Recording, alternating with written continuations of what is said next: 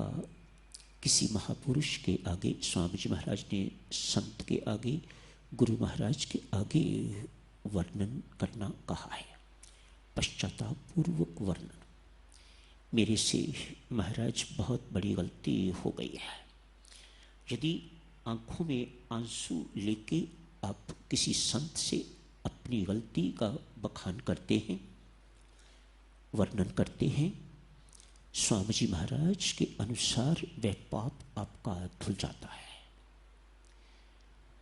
अन्य संत महात्मा इस बात को मानते हैं कि नहीं मुझे पता नहीं, लेकिन स्वामी जी महाराज ने ये 2 प्रसंग आलोचना एवं प्रायश्चित कथा प्रकाश के अंतर्गत लिखे हैं।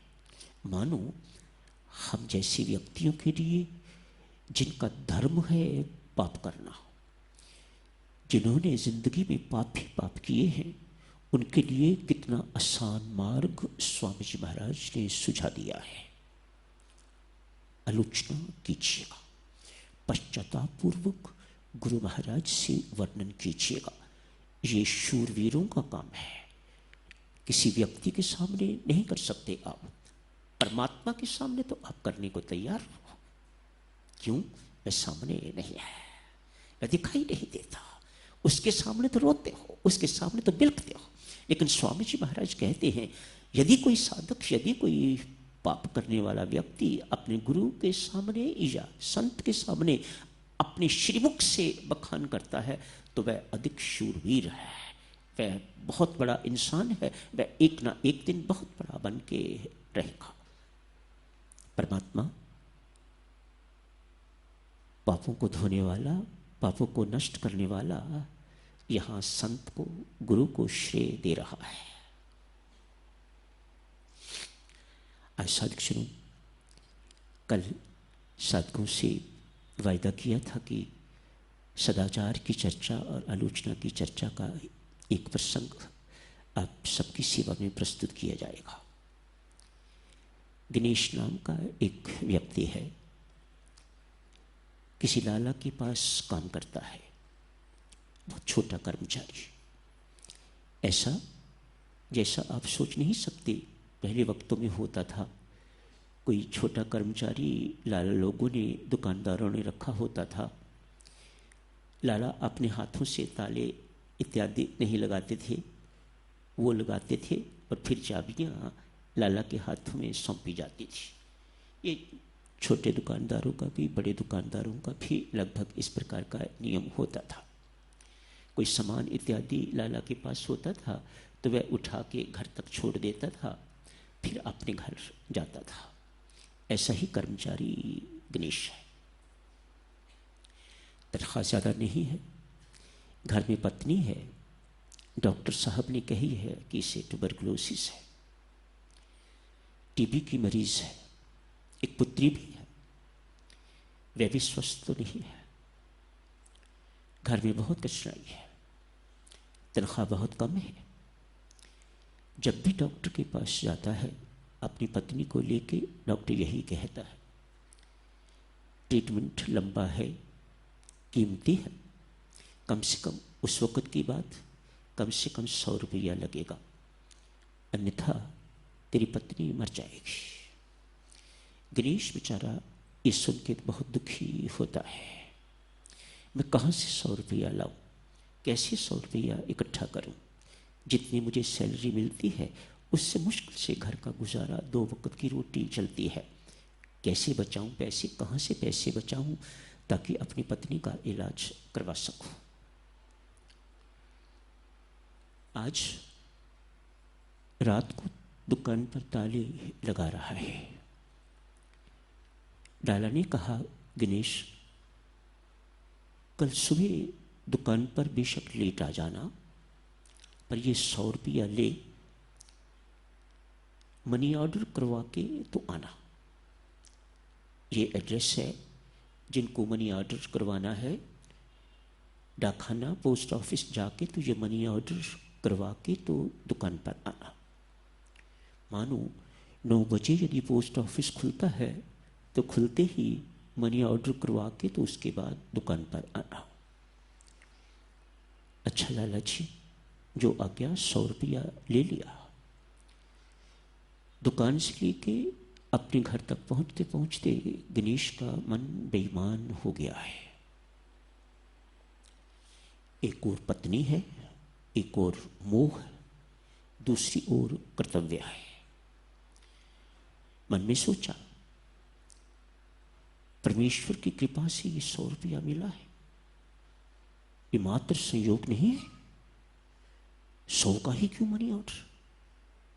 परमात्मा को पता है कि मुझे पत्नी के इलाज के लिए 100 रुपया चाहिए, नौकरी और कर लूंगा, कल सुबह दुकान पर जाने की जरूरत नहीं, वैसे भी जाऊंगा, मनी ऑर्डर ना करवा के जाऊंगा तो लाला निकाल देगा, मैं जाऊंगा ही नहीं। इस उधेड़ बुर में घर पहुंचते पहुंचते उदासी भी है। लाला बहुत अच्छा है, बहुत अच्छा है, मेरा बहुत ध्यान रखता है, उसके साथ इस प्रकार का द्रोह ये मुझे शोभा नहीं देता। एक और ये बात भी चल रही है, दूसरी ओर वो बात भी चल रही है, द्वंद्व है मन में। उसी द्वंद्व में घर पहुंचा है। जाके पत्नी को कहा, ये 100 रुपया रख, कल से इलाज शुरू करेंगे। पत्नी समझदार है, यूं कहेगा ऐसा लगता है कि परमात्मा की भक्तनी है। चेहरे पर उदासी देखी तो भाप गई कि कुछ बात, कुछ दाल में काला है। पूछा, क्या बात है, इतने सारे रुपये कहां से आ गए। उदासी नहीं पूछी कि उदास हो क्या कारण है, ये पूछा इतने सारे रुपए अकस्मात कहां से आ गए। मानो जिंदगी में इतने पैसे, 100 रुपये इकट्ठे कभी उन्होंने देखे नहीं। सारी बातचीत सुनाई। पत्नी ने कहा, पतिदेव ये क्या कर दिया आपने, क्या भरोसा है कि इलाज के बाद मैं जिंदा रहूंगी कि नहीं रहूंगी, क्या भरोसा है कि मेरा इलाज सफल हो जाएगा और मैं जीवित रहूंगी, मर भी सकती हूं। इलाज के लिए 100 रुपया तो आप खर्च कर दोगे, लेकिन जिंदगी भर माथे पर बेईमान का कलंक लग जाएगा, एक ठप्पा लग जाएगा कि बेईमान गणेश, और मैं उस बेईमान की पत्नी। यदि मर जाऊंगी तो ये कलंक साथ ही मेरे जाएगा, ये ठप्पा, ये मोहर साथ ही मेरे जाएगी। गणेश नामक बेईमान की पत्नी मर गई।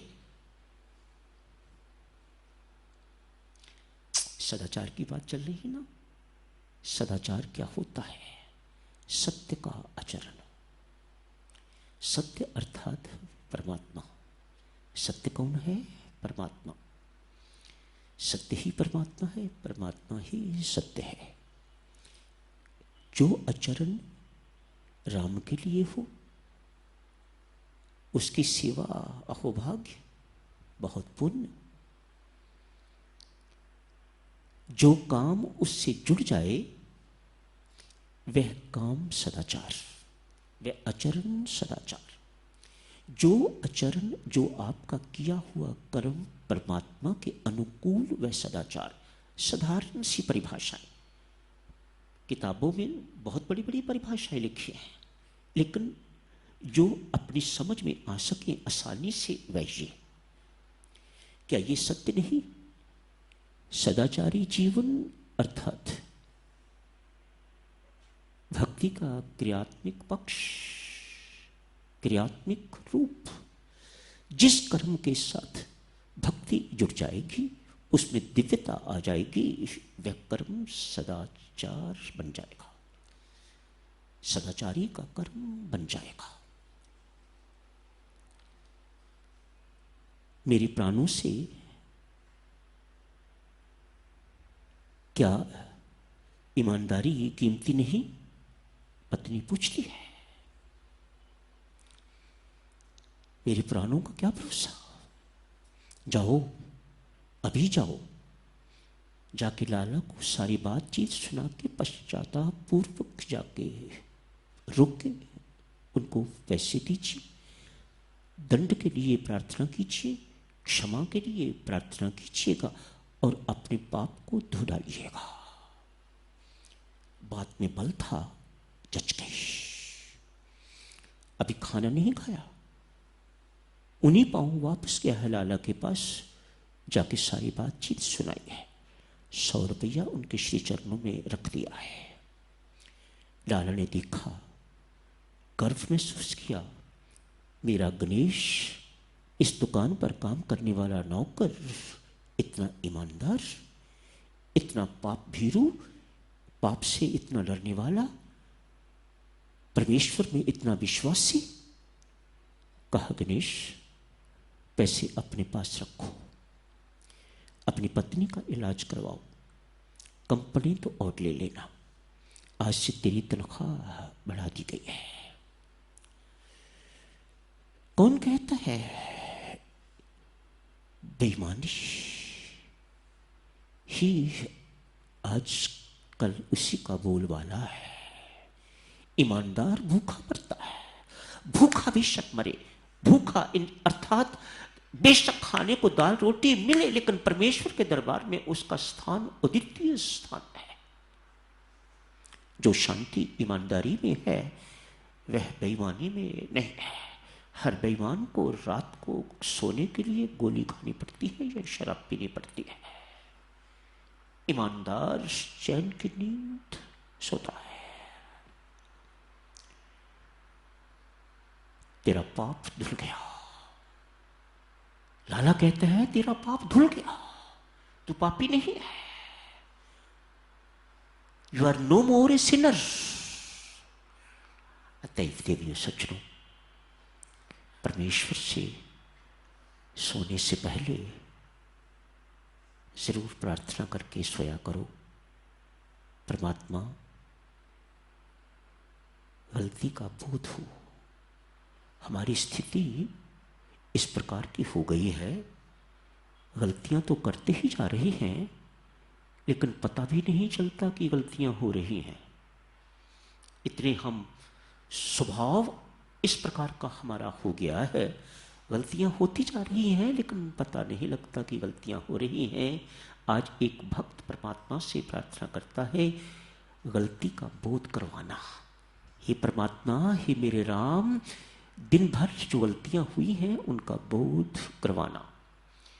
उनका बोध हो गया तो उन्हें स्वीकार करने का बल देना। बहुत बल चाहिए। मेरे से गलती हो गई है, ये गलती हुई, ये पाप हुआ है मेरे से। इस गलती को, इस पाप को स्वीकार करने का बल देना।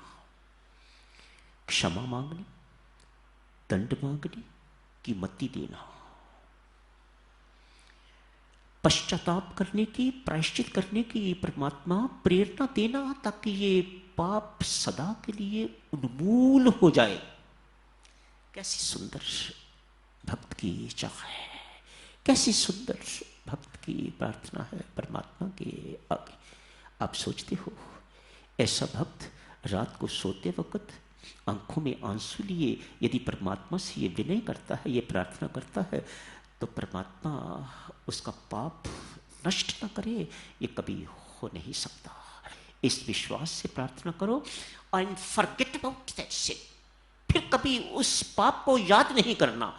जिस पाप के लिए आपने परमात्मा से क्षमा मांग ली, प्रायश्चित कर लिया, दंड भी ले लिया, सब कुछ कर लिया, फिर उसको याद नहीं करना, वह अविश्वास का चिन्ह होगा। मानो आपको परमात्मा की क्षमा में अविश्वास है कि उसकी क्षमा क्या गुल खिला सकती है। तो आज यही समाप्त करने की इजाजत दीजिएगा। धन्यवाद।